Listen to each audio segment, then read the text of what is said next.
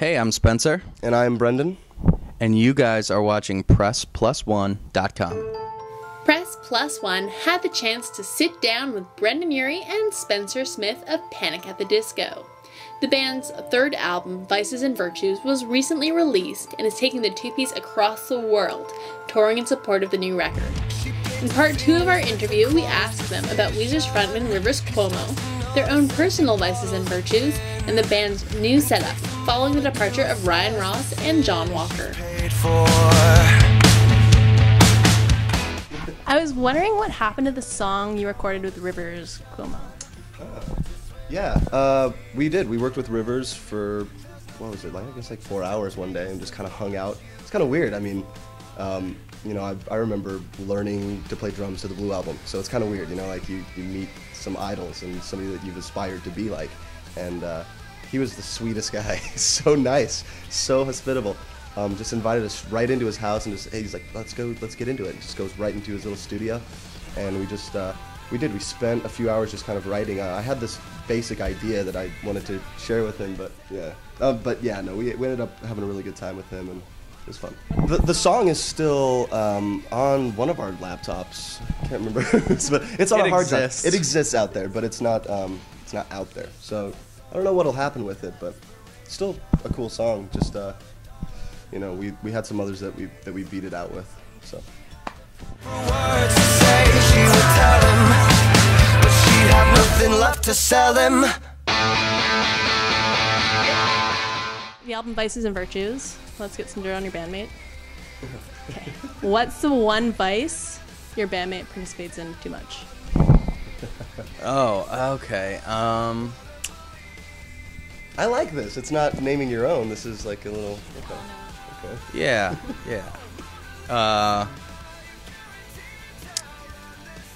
I guess I would say, to not get too dirty, I'll say video games.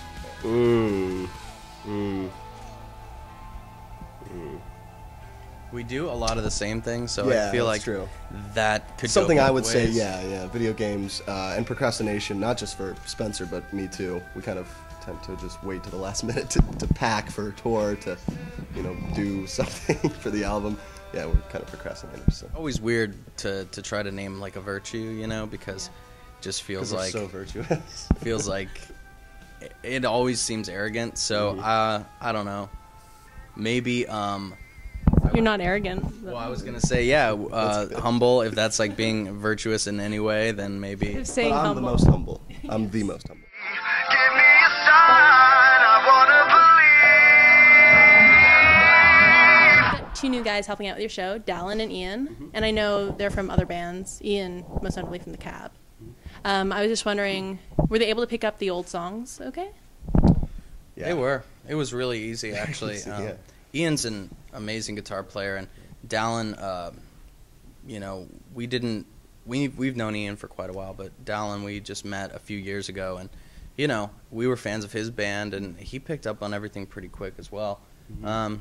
Even like the vocal harmonies and stuff. It's been really awesome to I mean, we sent them, obviously we gave them the songs like, hey, can you guys learn these? I know it's a lot to ask, but they came back the next day for rehearsal and knew everything, knew all the harmonies. It made it a lot easier on us, really. I didn't know how it was going to be, like, how are we going to work out all these parts? Do you know what we should be singing? They just like, oh yeah, no, we worked out the harmonies like on the phone. What? Really? Yeah. That's awesome.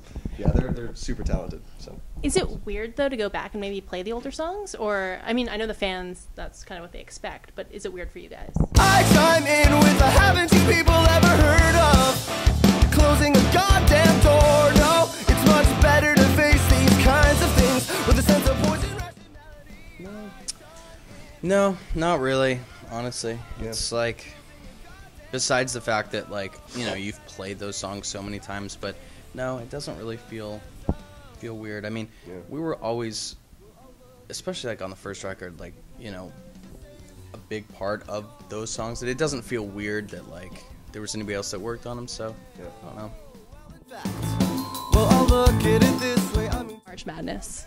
Sweet. Yes, you guys narrowly beat out 30 Seconds to Mars. Yeah. Came down to the wire. It's a close one. Yeah. Your fans were crazy. Like, they're really into it. It's awesome. Yeah, we do have the most dedicated fans, which is awesome. Yeah, it's cool. I think that for us, it's something that it really just kind of happened to coincide with everything that's going on right now with the record coming out. So I don't know, it's just a cool thing to, like, a kind of an interesting competition that has nothing to do really about music, but you know, it's kind of cool to see like the fans and how passionate they are. And now we're up against Green Day though, which is like a monster of a competitor. So Perfect we'll storm. see. Actually, voting ends a little bit later on tonight, so we'll see.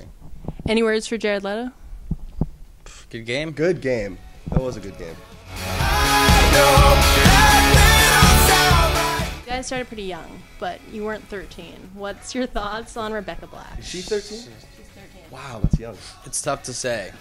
It's tough to say. We saw that video when it had about like 500,000 views, and I think within like It's up to 67 million right now. like it was within like 7 days of us seeing it, it jumped by like 40 million. So I guess she knows something about music that we don't know.